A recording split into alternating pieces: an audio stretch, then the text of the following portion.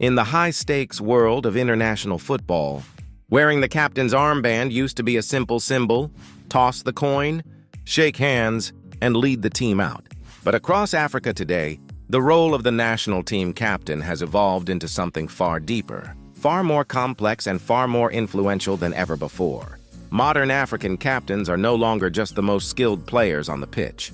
They are translators, mediators, cultural custodians, and powerful role models. They balance the roar of millions of fans with the hush of the locker room.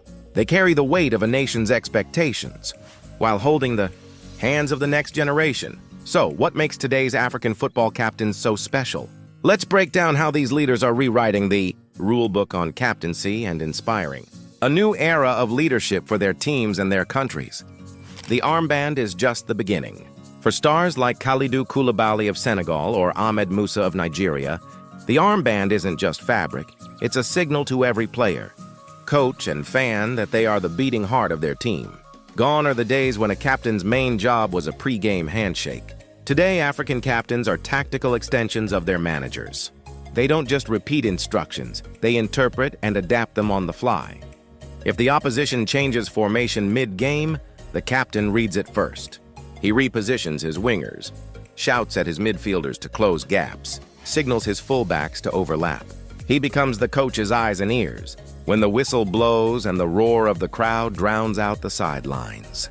These leaders don't just think fast, they speak fast too, often in multiple languages. In teams where the squad is a melting pot of players from domestic leagues, European clubs, or Asian teams, being able to switch from English to French to Arabic in seconds isn't just convenient, it's survival.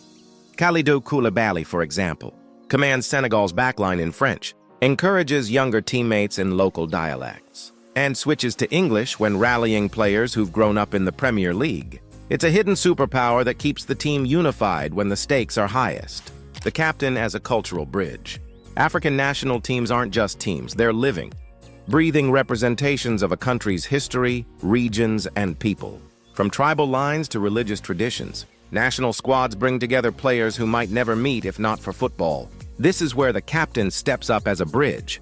Leaders like Ahmed Musa know that true unity goes beyond the pitch. Captains ensure that the locker room feels like home for everyone. They respect rituals, whether that's a prayer circle before kickoff, a certain meal before a game, or even a playlist that mixes Afro beats with traditional folk songs. When tensions flare, like players from rival domestic clubs refusing to pass to each other, or young stars bristling under veteran criticism, it's the captain who steps in. He calms egos, diffuses conflicts, and reminds everyone that the badge on the chest is bigger than the names on the back. This ability to nurture unity can make or break a tournament run. Many African squads have stunned the world not just because of raw talent, but because of a bond forged by captains who understand what makes every player tick. Facing the mental game. But being captain isn't just about tactics or culture. It's about carrying a nation's dreams on your shoulders. When a country like Nigeria crashes out of the Africa Cup of Nations, or when Senegal loses a penalty shootout at the World Cup, who stands in front of the cameras? The captain.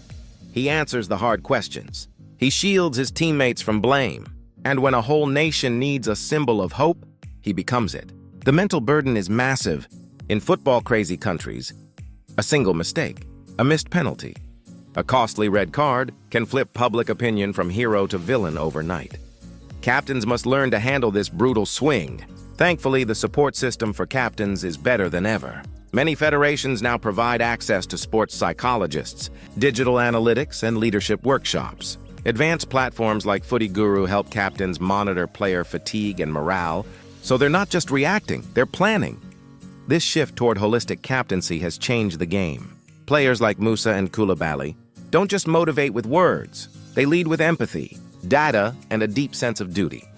Women are changing the script too. Leadership on Africa's football fields isn't just a men's story. The continent's women's captains are rewriting the playbook in real time. Take Thembi Kgatlana of South Africa or Onome Ebi of Nigeria's Super Falcons. These women aren't just leading teams, they're fighting for the future of the sport. Many are vocal advocates for equal pay, better training facilities, and recognition that matches their male counterparts. These leaders juggle the same tactical and emotional responsibilities, but do so in an environment that often lacks equal investment and respect. When they pull on the armband, they become symbols of resistance and hope. Beyond the pitch, they use their platforms to influence policy, inspire girls at the grassroots level, and even mentor young players through community academies. They show that leadership in football isn't bound by gender, it's bound by passion and courage, leading for the next generation. The most impactful African captains know that true leadership doesn't stop at the final whistle. Many stars invest in academies back home. They sponsor youth tournaments, donate equipment, and open doors for kids who might otherwise never touch a real pitch. For some, the next step is coaching. Others go into sports administration or even politics, using their status and insight to shape the future. They prove that the captain's influence can ripple out from a small stadium to an entire continent. When Ahmed Musa eventually hangs up his boots, he won't just be remembered for goals or assists. He'll be remembered for how he carried the Super Eagles through turbulent times, lifted spirits when hope was thin, and showed young Nigerians what integrity and service looked like. A new era of African leadership. Across Africa, the captain's armband has transformed from a strip of cloth into a badge of honor. Responsibility and hope.